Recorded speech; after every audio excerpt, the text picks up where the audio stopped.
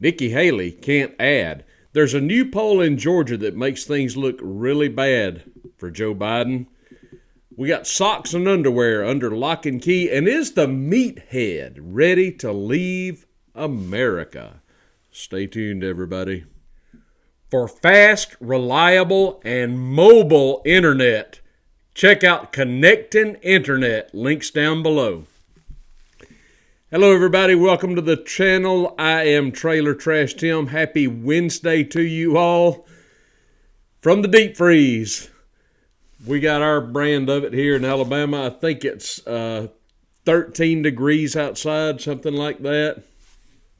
That's just too cold. For me, it's just too cold. But I'm just hunkered down inside here and trying to stay warm. I hope you are doing the same. All right, let's get going. I got a lot I want to talk about, but I got to tell you, I completely forgot that today is supposed to be Weird Wednesday. Let me check my microphone here. I don't think it was on yesterday. I just completely forgot to compile all my weekly weirdness, so we're just going to go with a regular show today. But, you know, there's plenty of weird there anyway when you're talking about what's happening in our country, right? Now, as you all know, on I guess it was actually Monday night. Today is Wednesday. That they had the Iowa caucus, and President Trump, of course, won handily. I believe he came in with 51%. And in second place in the caucus was Ron DeSantis. I believe he was around 21%, and in third place was neocon Nikki Haley, that she was around 18 or 19%, I believe. Vivek finished fourth, around 7%, and of course withdrew from the race. More on him in just a moment. But I don't know if you saw this or not, but neocon Nikki Haley stood before the cameras sometime after the votes had been tallied.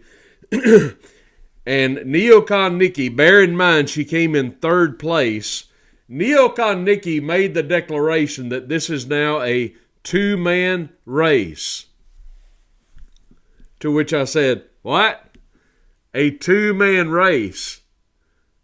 Okay, so let's review. Neocon Nikki Haley came in third place, but she said now it's a two-man race.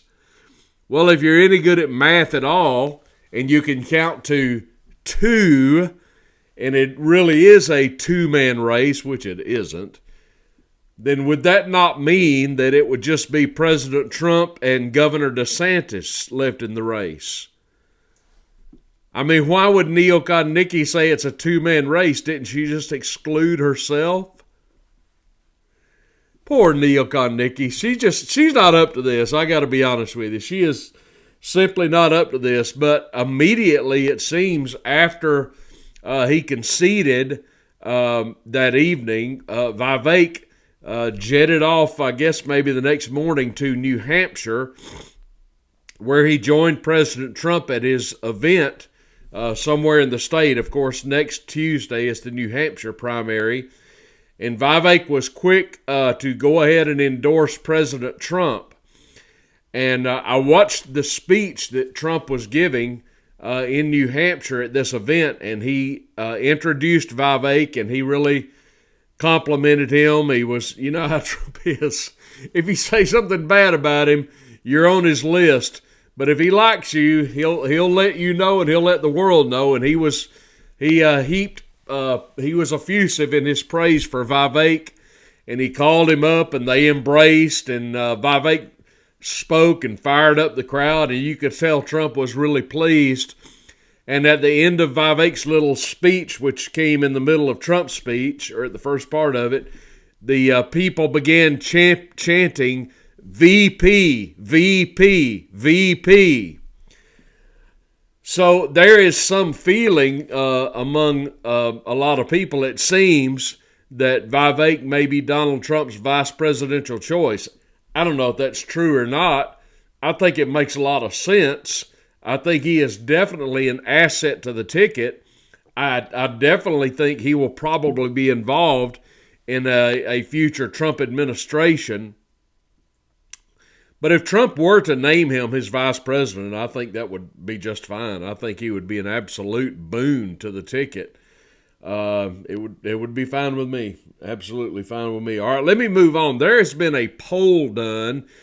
If you are fond of polls, this poll was done by the Atlanta Journal-Constitution newspaper in Georgia.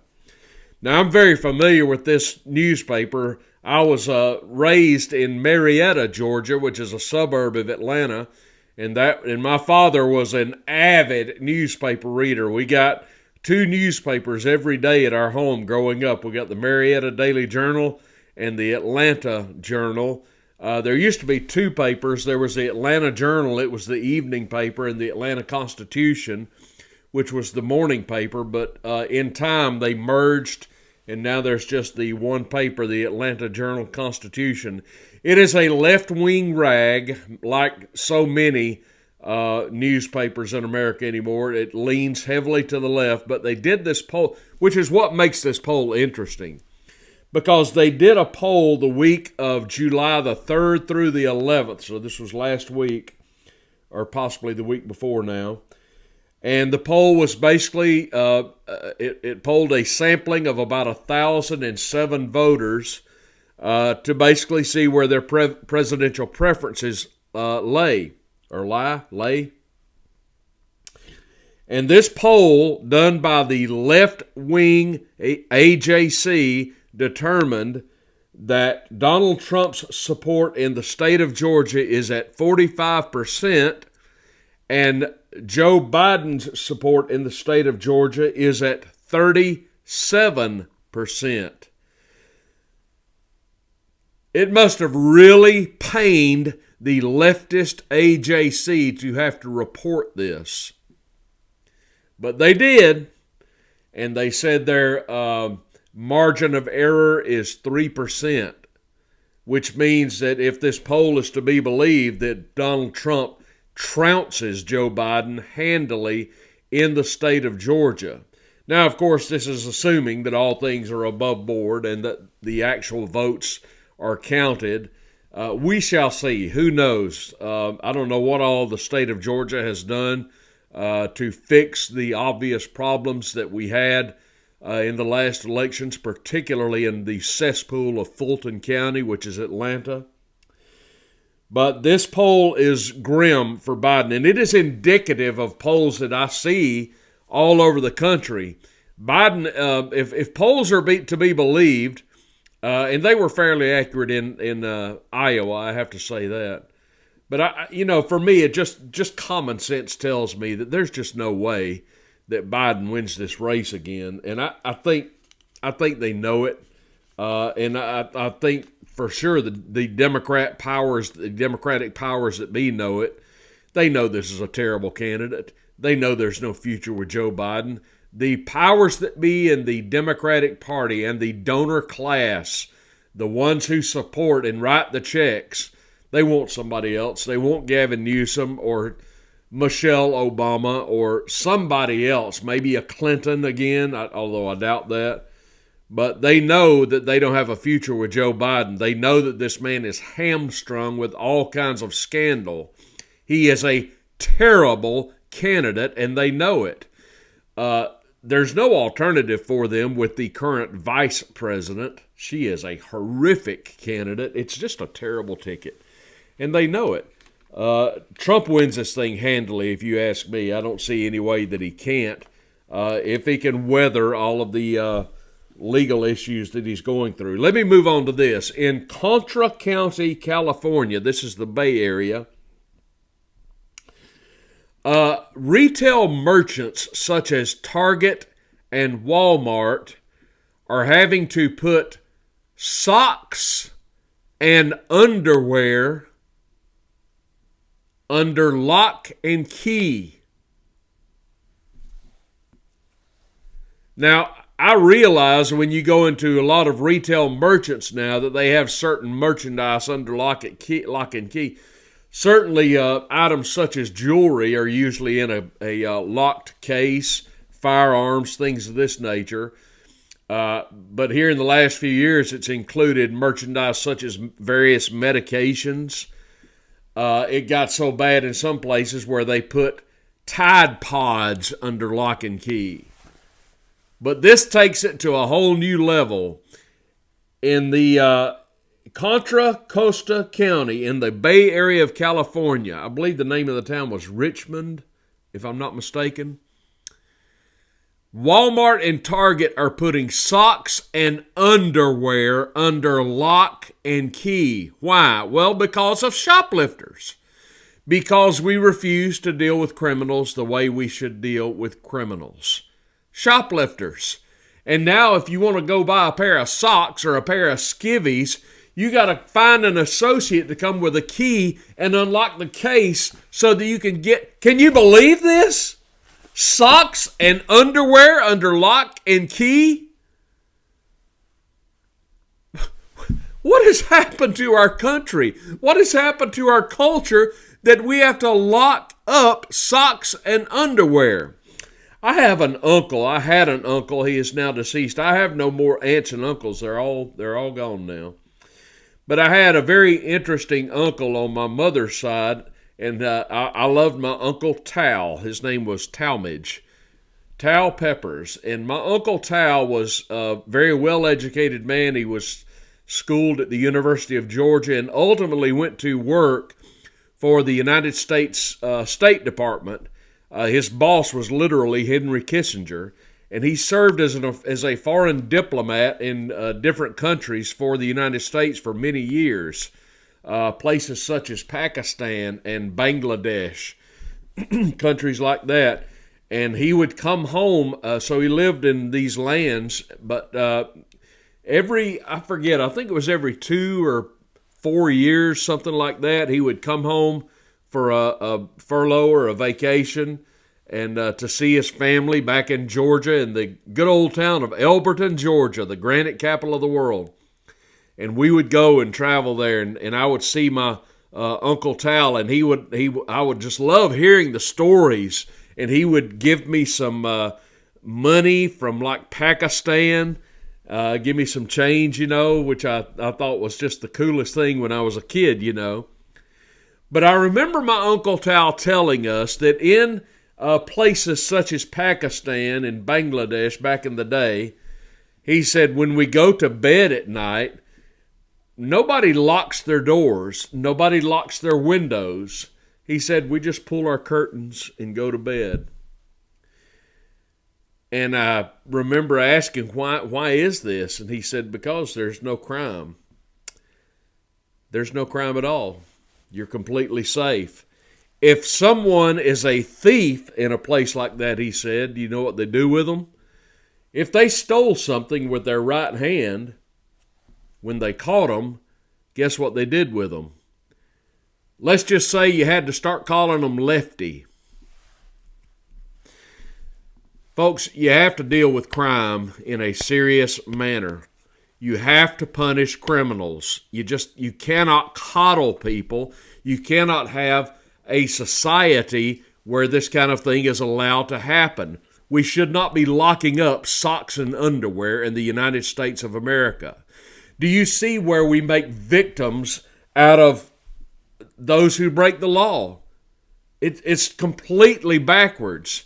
And now, we all the law-abiding citizens in the United States, we're the ones who are made to suffer because the powers that be won't do what's right and punish criminals and stop this kind of activity. So we all have to suffer. We all wind up being victims. The only people who aren't victims are the ones committing the crimes. Locking up socks and underwear. The only thing I can say is hello Amazon or hello Mike Lindell, whatever. The next time you need socks and underwear, just go online. Thank the Lord we've got that option, right? All right, let me get to the Meathead. Everybody know who the Meathead is? Boy, my nose is itching. And my hands are dry. It's got to be the weather. It's so dry. I got wonderful lotion I need to share with you. Hollywood filmmaker actor Rob Reiner, otherwise known as the Meathead, if you remember from the old show All in the Family. Rob Reiner is taking aim at Christians who support former President Trump, saying he doesn't understand how anyone who believes in the teachings of Jesus Christ could vote for Trump. This is what the Meathead tweeted yesterday, Tuesday, on Twitter. Quote, Jesus told us to do unto others as you would have them do unto you. How in God's name can anyone who believes in the teachings of Jesus support Donald Trump? Unquote. Hey, Meathead, let me ask you a question, buddy. How in God's name can anyone who believes in the teachings of Jesus support any Democrat? Asking for a couple of 100 million friends. How can anybody who believes in the teachings of Jesus vote for a Hillary Clinton as you did? Vote for Barack Obama as you did? Vote for Joe Biden as you did? Aren't you Jewish, by the way? Don't pretend to school we Christians about anything, Meathead. How in God's name can anyone who believes in the teachings of Jesus support Donald Trump? Well, just watch us. Now, this kind of ties in with a term that the radical left is using to try and characterize anybody in America who does not agree with them, or anybody who is right of them politically or philosophically, or anybody who isn't a Democrat. They're engaging us now with the term which they use as a term of derision or condemnation, and the term I speak of is called Christian nationalism. And anybody who supports Donald Trump must be a Christian nationalist. You know, Biden is very quick to condemn people who disagree with him as being extremist MAGA people. Well, what is extreme about MAGA? MAGA is an acronym which simply stands for Make America Great Again. Can somebody tell me what's wrong with that? Making America great again, would that not be a good thing? Why do people like Biden believe there's such a negative connotation attached with a term such as MAGA? Are you trying to tell me you don't want to make America great again, Mr. Biden? Is that not a good thing? Is this a bad thing for wanting to make America great again? But anyway, they use this term, a lot of people on the left, Christian nationalism and Christian nationalist. Anybody who supports Trump must be a Christian nationalist. And I've been scratching my head going, well, wait, is there something wrong with that? What do you mean by Christian nationalist? Now, here I am, a good old boy in Alabama. I am a Christian, and I think I'm a nationalist, but maybe we're confused on terms here. Is a person that is a nationalist, does that not mean that they love their nation? Am I wrong? Am I wrong about that? Because I love my country. I don't love my country's government. I don't love the enemies of my country and freedom and liberty. I don't love those who would make us out to be their enemies, the enemies of America, those who condemn us for supporting somebody like Donald Trump. I'm not offended by the term Christian or nationalist, or if you combine them. I don't understand what's offensive about that. Is a person that is a nationalist just not a person who loves his country? So I was looking for some help, and this is a poor source, I admit, but I just wanted to get an example. So I went to Wiki. Of course, Wiki's left-leaning, I understand that. But listen to the definition I found on Wikipedia, and see if you agree with it. Christian nationalism is a type of religious nationalism that is affiliated with Christianity. It primarily focuses on the internal politics of society such as legislating civil and criminal laws that reflect their view of Christianity and the role of religion in political and social life. Christian nationalism supports the presence of Christian symbols in the public square and state patronage for the practice and display of religion, such as Christmas as a national holiday, school prayer, the exhibition of nativity scenes during Christmas season, or the Christian cross on Good Friday. And it goes on and on. I'm not sure I have a problem with any of that. Are you offended if you are an American? Are you offended if you go to a town square somewhere and you see a nativity scene? Does that offend you?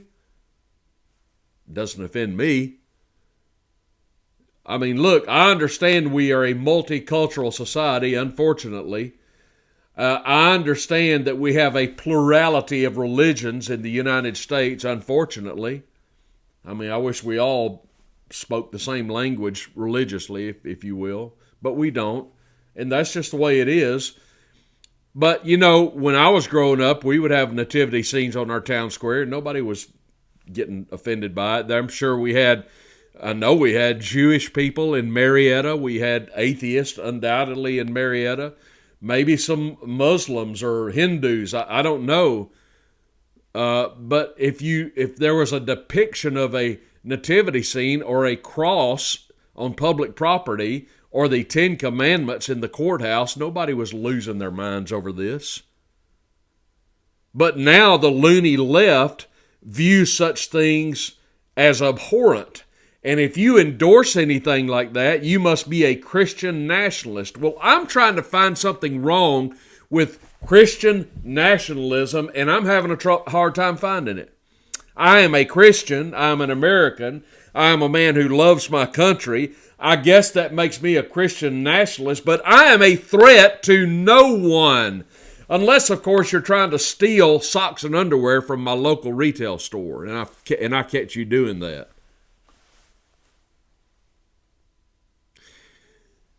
You know, folks, you don't even have to be a Christian to believe what I'm about to say.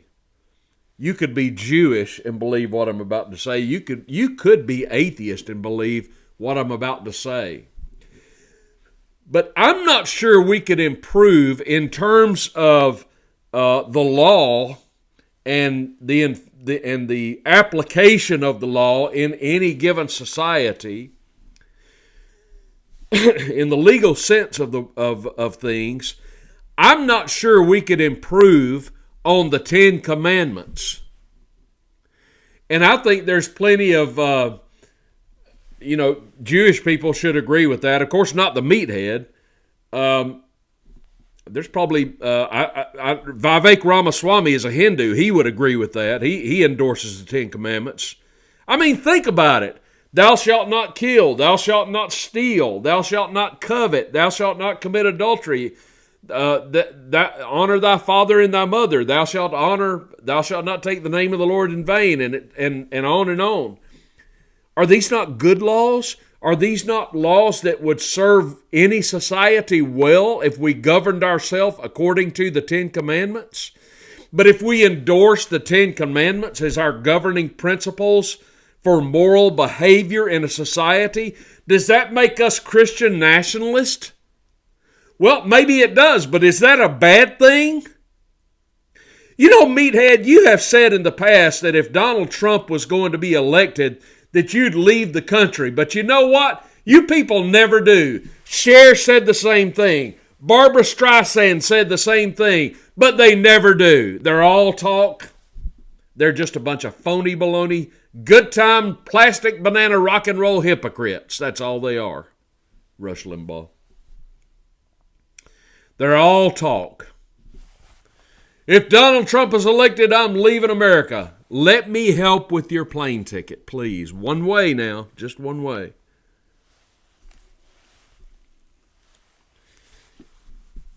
They are quick to call, people like Rob Reiner are quick to call Republicans or conservatives or a Christian nationalist or what have you, they are quick to call us terms such as Nazis or fascist or such ridiculous adjectives for us. It's not Christians who are locking up clergy in Ukraine. That would be Zelensky, who is not a Christian. Kind of like you, Rob Reiner. It wasn't Christians who foisted Obamacare and rammed it down our throats, Rob Reiner, with the force of law behind them. That was Democrats. Didn't matter that we didn't want it. That didn't matter. Our will did not matter.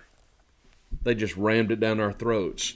It isn't Christian nationalists, Rob Reiner, who have completely corrupted the American educational system, where we have self-proclaimed communists in Seattle who are demanding that students identify in a particular way, but they can't identify as straight because that's offensive. It's not Christians doing that, Rob Reiner. And I could go on and on and on. It isn't Christians who are the threat in the United States. It isn't nationalists. It isn't MAGA people who are the threat in the United States. Unless, of course, you're a person who is trying to destroy our country.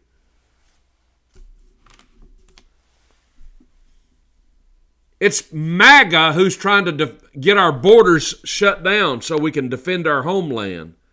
And there's nothing wrong with that. We feel that way because we love our country and we want to save it.